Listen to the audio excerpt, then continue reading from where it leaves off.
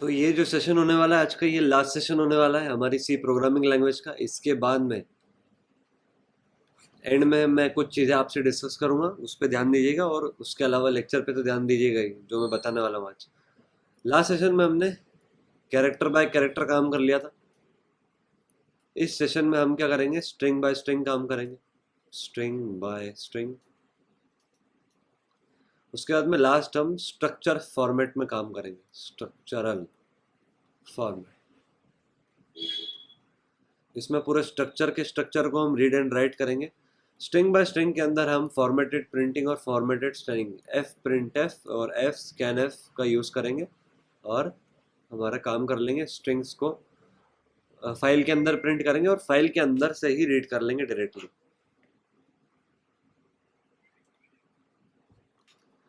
तो डिस्कस करते हैं आगे स्ट्रक्चरल फॉर्मेट में। सबसे पहले हम स्ट्रक्चरल फॉर्मेट करेंगे, क्योंकि आपने लास्ट सेशंस में देख लिया होगा CRUD ऑपरेशन के बाद में कि स्ट्रक्चरल फॉर्मेट ज़्यादातर जगह पर यूज़ होता है। नॉर्मली हम स्ट्रिंग और अरेज का यूज़ काफ़ी कम करते हैं, स्ट्रक्चर का ही यूज़ मोस्ट प्रोबेबली हम ज़्यादातर करेंगे जब भी हम कोई एप्लीकेशन या कोई भी कुछ भी चीज़ को डिज़ाइन करेंगे। तो अब इसको स्ट्रक्चरल फॉर्मेट में एक बार देख लेते हैं कि कैसे होगा। उससे पहले एक चीज़ डिस्कस करेंगे, जब भी हम स्ट्रक्चर की बात करते हैं तो स्ट्रक्चर क्या होता है।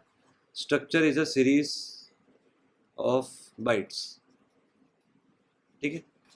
तो इस सीरीज ऑफ बाइट्स को राइट एंड रीड करने के लिए हमें एक नया मोड देना पड़ता है एफ ओपन को, जो कि होता है बाइनरी मोड। अभी बाइनरी मोड कैसे देते हो, बाइनरी मोड में कुछ नहीं, जैसे कि 3 मोड्स हमने डिस्कस करे, W, A और R।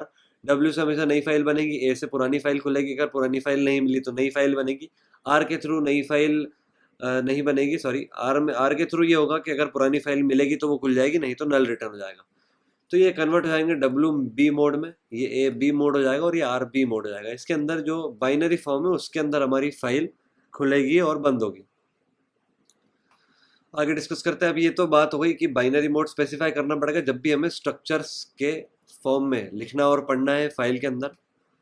तो अब डिस्कस करते हैं आगे कि हम वो कैसे करेंगे। तो डायरेक्टली एक एप्लीकेशन का कोड डिस्कस कर लेते हैं। उसके लिए हम चलेंगे सीधे हमारे टर्मिनल के अंदर। टर्मिनल के अंदर सबसे पहले जाएंगे डेस्कटॉप पर। डेस्कटॉप पर हमारी फाइल रखी हुई है, फाइल हैंडलिंग के नाम से एक फोल्डर बना हुआ है। अब इस फोल्डर के अंदर हम बात करेंगे, सॉरी मैंने CD लिखना चाहिए था मुझे, CD file handling, sorry, CD file handling नाम से फोल्डर बनाया। उस फोल्डर के अंदर आ गए। फोल्डर के अंदर क्या क्या रखा है, तो A डॉट आउट रखी। सबसे पहले उसको डिलीट करते हैं, A डॉट आउट को, अभी हमें उसका काम नहीं। उसके बाद में जो ये TXT फाइल है इसको भी डिलीट कर देते हैं, इसका भी कोई काम नहीं है अभी। अब क्या क्या रखा है हमारे पास में, तो अब एक कैर बाय कैर और एक स्ट्रिंग बाय स्ट्रिंग है। तो अब एक नई फाइल बनाएंगे हम, उसमें हम लिखेंगे स्ट्रक्चर डॉट सी। इस फाइल को ओपन करेंगे, स्ट्रक्चर डॉट सी को।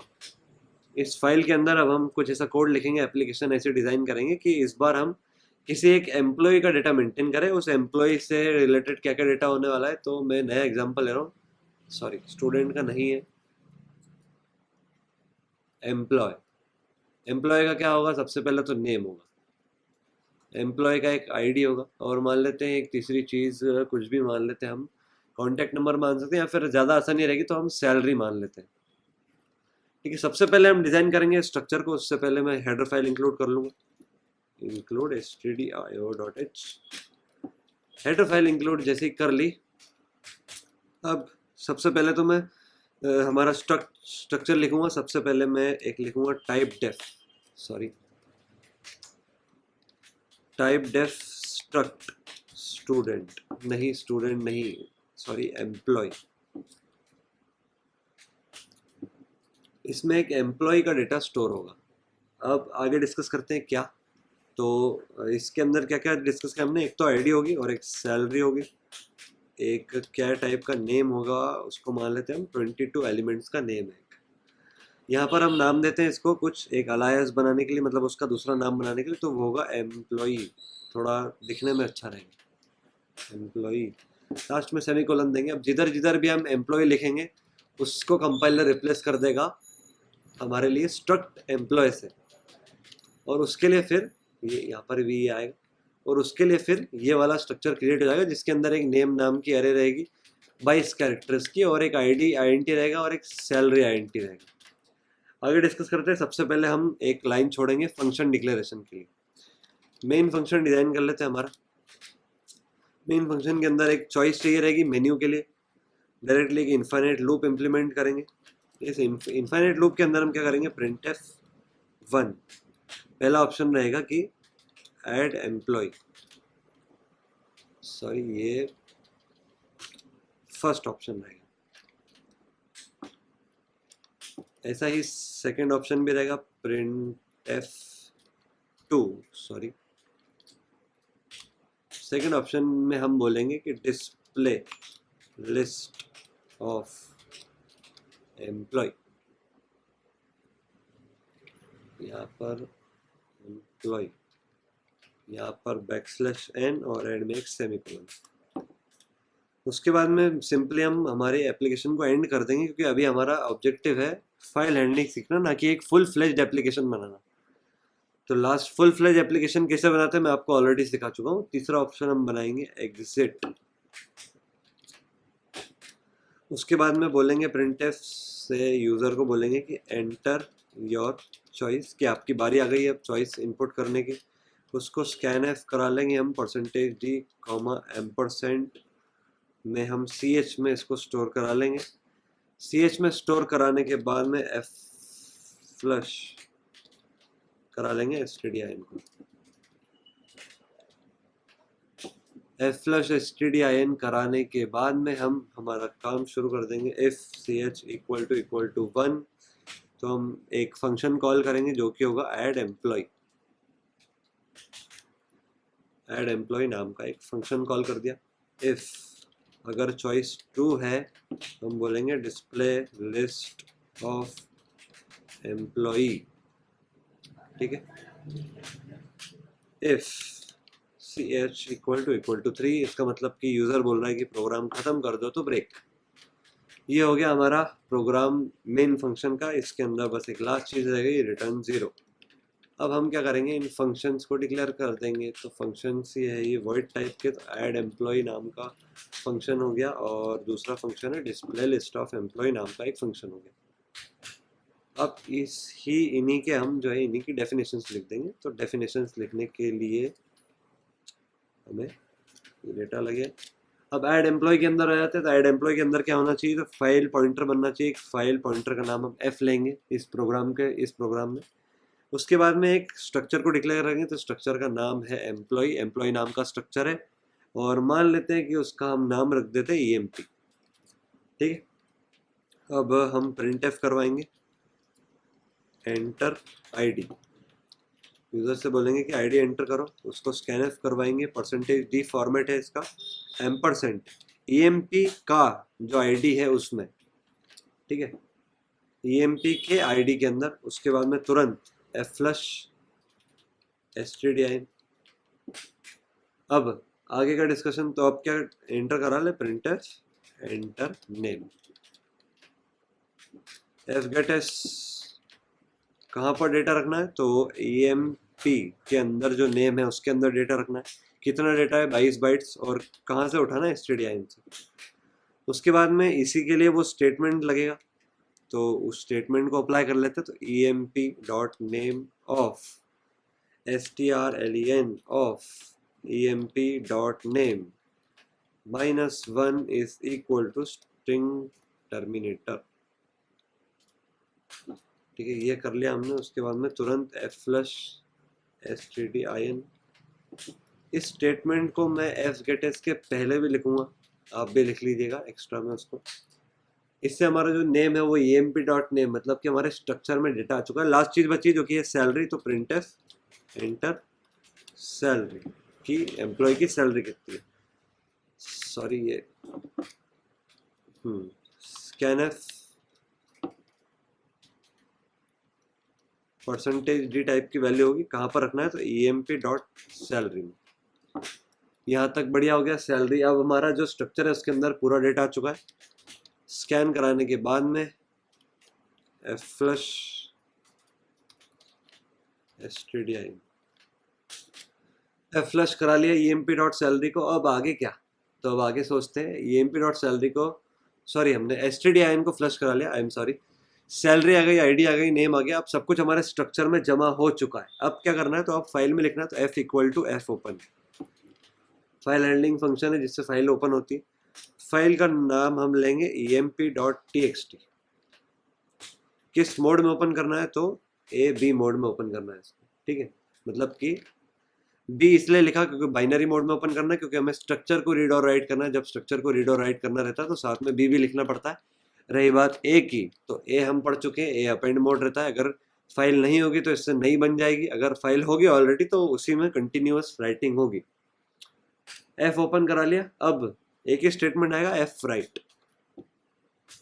इसका यूज करेंगे तो इसके थ्रू हमें सबसे पहला जो आर्ग्यूमेंट रहता है वो देना पड़ेगा कि क्या स्टोर कराना है। तो क्या स्टोर कराना है, हमें स्ट्रक्चर स्टोर कराना है। स्ट्रक्चर स्टोर कराने के लिए पूरा स्ट्रक्चर पास करने की जरूरत नहीं, सिर्फ हमें उसका एड्रेस पास करना है। तो ये हमने उसका एड्रेस पास कर दिया कि ये वाला स्ट्रक्चर पास करना है। अब कितनी बाइट्स, तो उसके लिए हम साइज ऑफ का यूज करेंगे। साइज ऑफ के अंदर एम्प्लॉय, मतलब कि एम्प्लॉय स्ट्रक्चर की जितनी साइज है उतनी साइज फाइल के अंदर लिखा जानी चाहिए।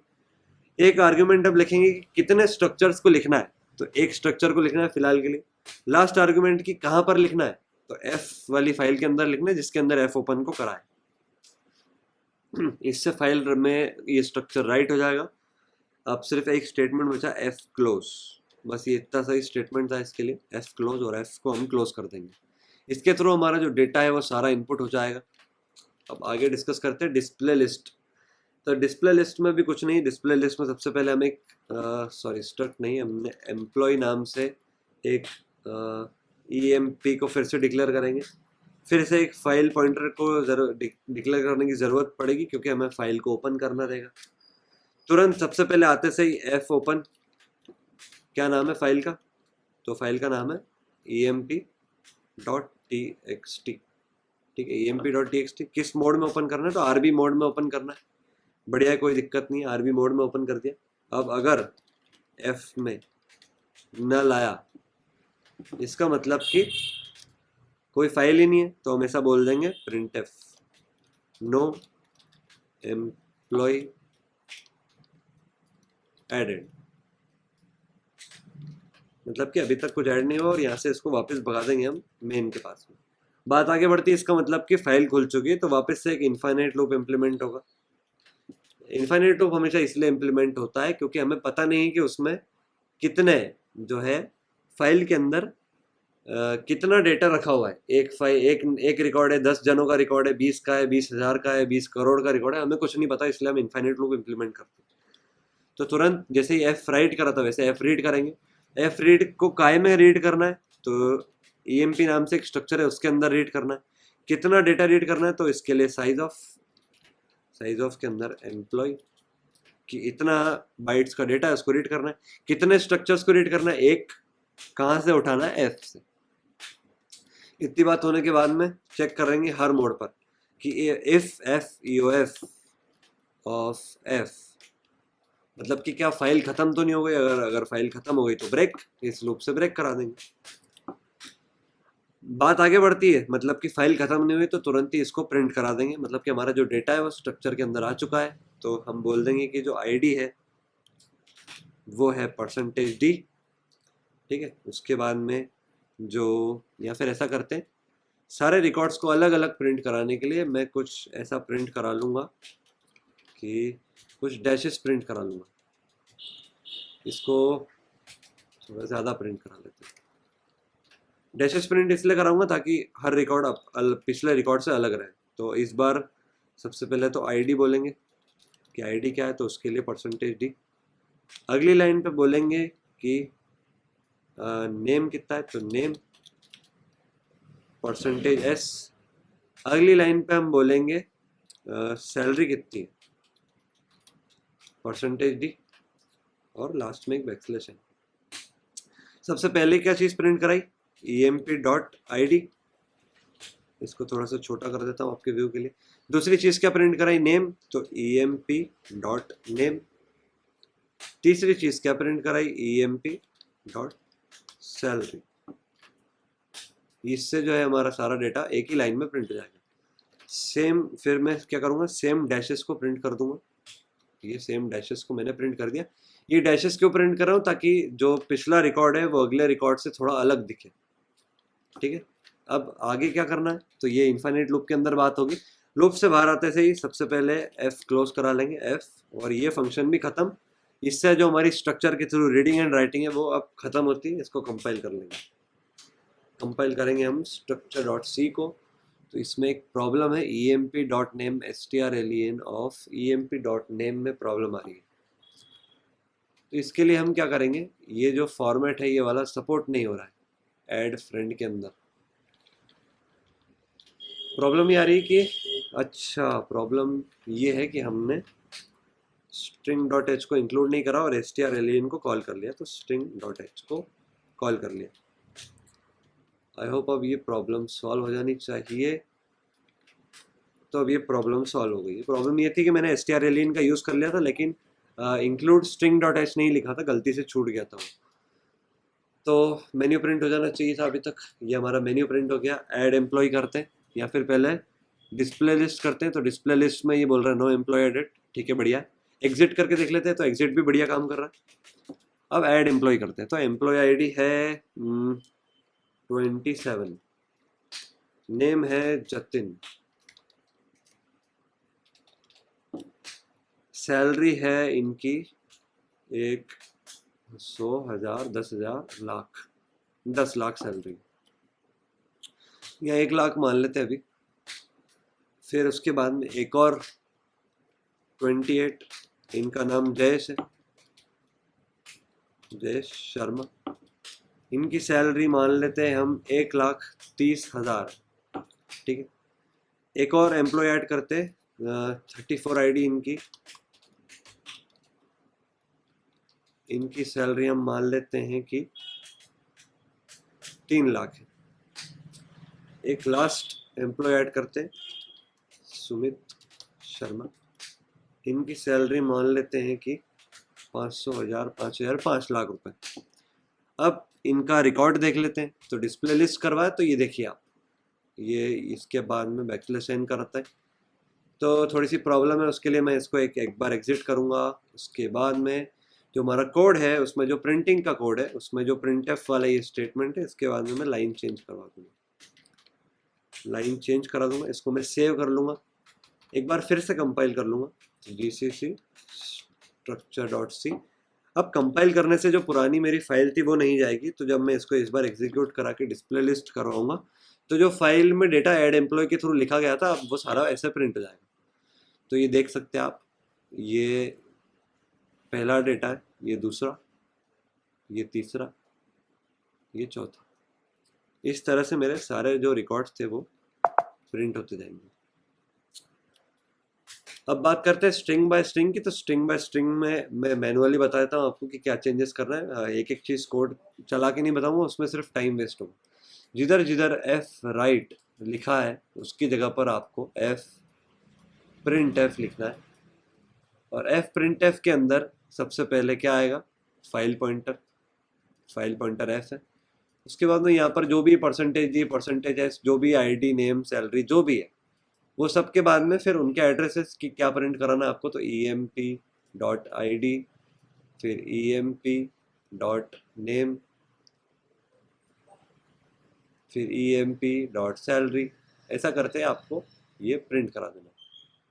तो एफ राइट की जगह पे ये लिखना है। फिर एफ रीड के लिए सेम स्टेटमेंट लिखना है, एफ स्कैन एफ, उसमें भी सेम टू सेम आएगा, F percentage D, percentage S वगैरह। एक बात का ध्यान रखें सिर्फ कि जिन जिन में परसेंटेज डी यूज्ड है उनके लिए एम्परसेंट emp.id लिखें। अरे के लिए लिखने की ज़रूरत नहीं, तो उसके लिए सिर्फ emp.name चल जाएगा। उसके बाद में एम्परसेंट emp.salary। इससे हमारा जो काम है एफ रीड एफ राइट हो जाएगा। एक चेंज आपको और करना रहेगा, जब आप एफ ओपन करेंगे तो इस बार जो भी फाइल का नाम होगा, तो लास्ट टाइम ने ए बी लिखा था, तो इस बार ए बी नहीं लिखेंगे, सिर्फ ए लिखेंगे। डिस्प्ले लिस्ट वाले में आर बी की जगह पे सिर्फ आर लिखेंगे, बी नहीं लिखना है। ठीक है, तो हमारी जो जर्नी थी सी प्रोग्रामिंग लैंग्वेज की वो सिर्फ यहीं तक थी। आई होप आपने मेरे सारे सेशंस को अच्छे से देखा होगा, अच्छे से समझा होगा, एक एक प्रोग्राम को वर्कआउट करके देखा होगा। अब आपकी कुछ ऐसी स्टेज आ गई होगी कि अब आप थोड़े बहुत प्रोग्राम्स खुद से डिज़ाइन कर रहे होंगे। अगर कुछ प्रॉब्लम आ रही है तो वो डेटा स्ट्रक्चर्स के थ्रू दूर हो जाएगी। डेटा स्ट्रक्चर्स में मैं कॉम्पिटिटिव प्रोग्रामिंग वगैरह बहुत सारी चीज़ें एक साथ डिस्कस करूँगा। तो और रही बात कि जो मैंने सर्टिफिकेट कहा था आप लोगों से, तो सर्टिफिकेट उन लोगों को मिलेगा जो सर्टिफिकेट उन सिर्फ उन्हीं लोगों को मिलेगा जो कि इस इस प्रोग्रामिंग की जो मेरी प्रोग्रामिंग जो मैंने सिखाई उसकी जो पूरी कॉपी है, उस पूरी कॉपी का पीडीएफ बनाकर मुझे मेल करेंगे। सिर्फ उन्हीं को मैं सर्टिफिकेट प्रोवाइड कर पाऊंगा। आज की सेशन के लिए इतना ही। अब मिलते हैं हम डेटा स्ट्रक्चर्स की सीरीज में या फिर सी प्लस प्लस की सीरीज में। एक वेब डेवलपमेंट की सीरीज भी बहुत ही जल्दी आने वाली है, उसमें भी मैं कुछ प्रोजेक्ट्स गिव अवे करने वाला हूँ। इस पूरी सीरीज के अंदर जो मैंने आपको प्रोजेक्ट्स बताए, जैसे कि क्रड ऑपरेशन वाला और एक केयर बाय केयर वाला, उनको आप अपने सीवी में मेंशन कर सकते हैं, रिज्यूम में मेंशन कर सकते हैं, बता सकते हैं कि इन प्रोजेक्ट्स को मैंने खुद डेवलप करा है, हमने खुद मिलकर डेवलप करा है। उसको आपको उसकी एक एक चीज़, एक एक स्टेटमेंट का मतलब पता है, एक एक चीज़ क्यों लिखी है वो पता है, तो आप कॉन्फिडेंटली आपके सीवी रिज्यूम में इन प्रोजेक्ट्स को ऐड कर सकते हैं। मिलते हैं अब डेटा स्ट्रक्चर्स और सी प्लस प्लस या फिर वेब डेवलपमेंट की जो एक बूट कैंप आने वाला है उसके अंदर हम HTML CSS और जावास्क्रिप्ट को थ्रू आउट डिस्कस करेंगे, जब तक कि हम एक फुल फ्लेज्ड एप्लीकेशन नहीं बना लेते, वेब एप्लीकेशन। तो आज के सेशन के लिए इतना ही। Thank you for your patience. आपने जो भी पेशेंस दिखा इस पूरी सीरीज में, ये लास्ट लेक्चर था इस सीरीज का। हम मिलते हैं अगले सेशंस में। Thank you for your patience. Have a nice day.